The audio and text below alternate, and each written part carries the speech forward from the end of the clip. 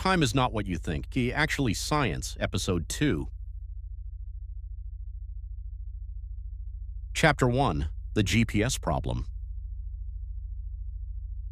Your phone knows where you are to within a few meters, almost anywhere on Earth.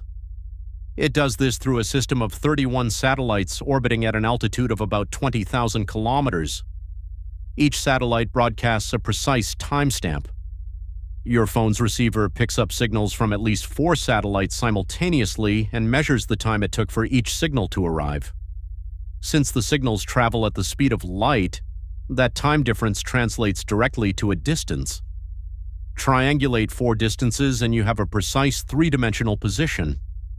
The math is elegant and the system works astonishingly well, but it only works if the clocks on the satellites are synchronized to extraordinary precision.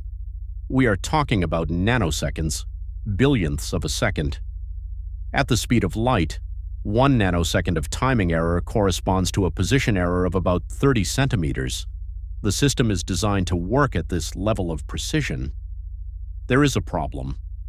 The satellites experience time differently than we do on the ground, not by much, but by enough. If the engineers who designed GPS had used classical Newtonian physics, the physics that says time is the same everywhere, running at the same rate regardless of velocity or gravity, the system would not work. It would be wrong by about 11 kilometers every single day and accumulating. The engineers who designed the first GPS satellites knew about this problem before the first satellite was launched in 1978. They knew because Einstein had worked out the mathematics 50 years earlier, and the predictions were unambiguous. Satellites moving at orbital velocities and at high altitude would experience time at a measurably different rate than clocks on the ground. The effect was small, but not negligible for a system requiring nanosecond precision.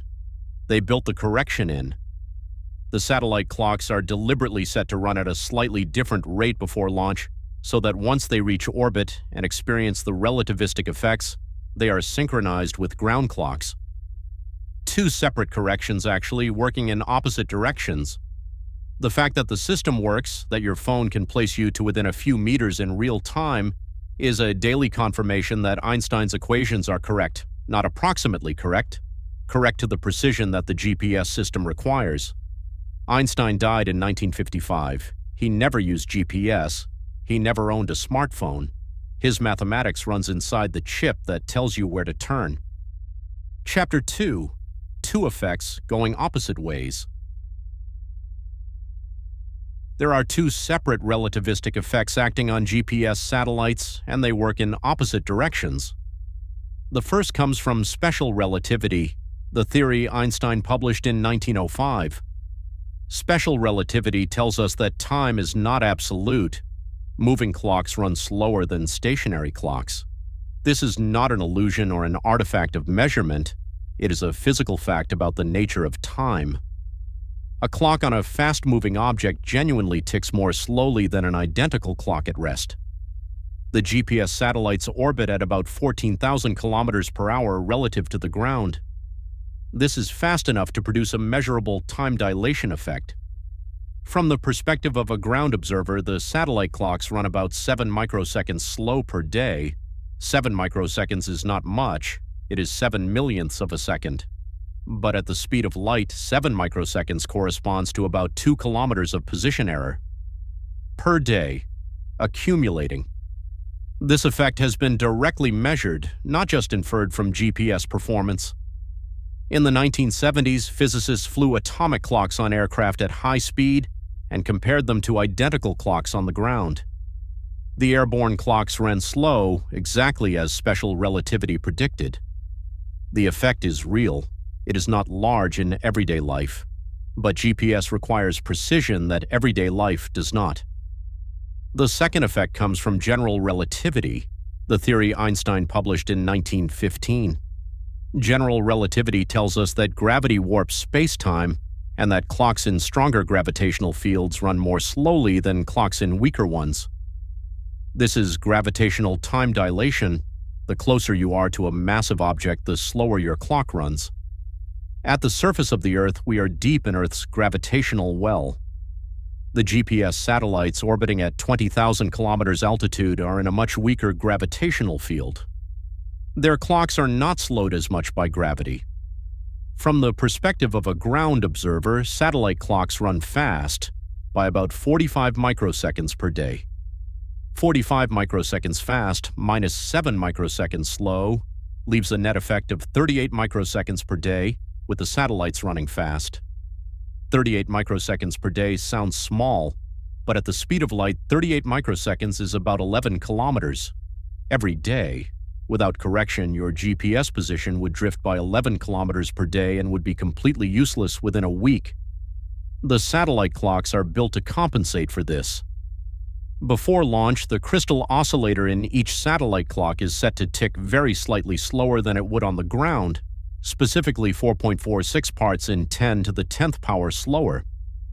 In orbit, after the relativistic effects are applied, it runs at exactly the right rate to stay synchronized with ground clocks. This specific number, 4.46 parts in 10 to the 10th, was calculated from Einstein's equations. Chapter 3, What Time Actually Is. Most of us experience time as a constant, a background, the stage on which events happen. It ticks at the same rate everywhere, and while events happen at different times, the time between them is the same for everyone.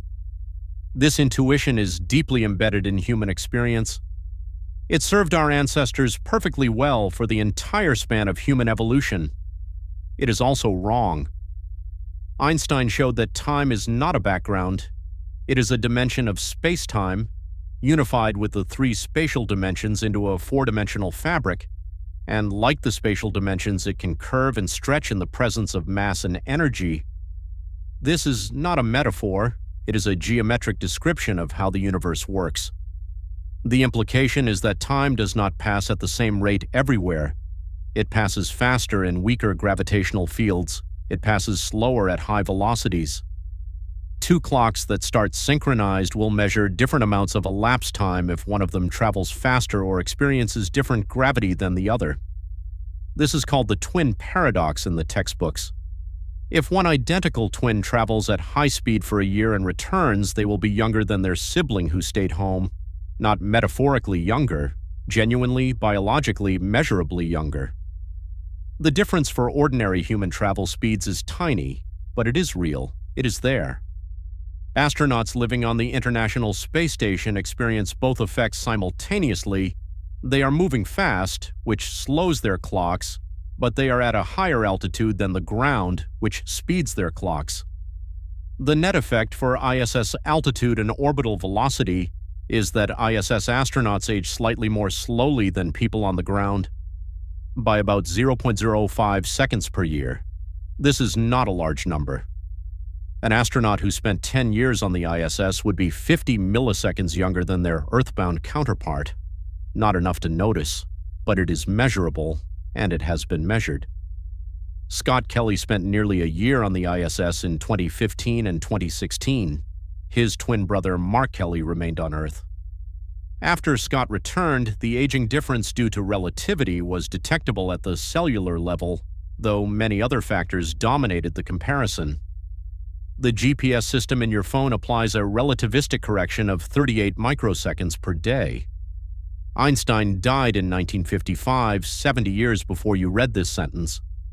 He worked out these predictions on the basis of mathematical reasoning about the structure of space-time before the technology existed to test them.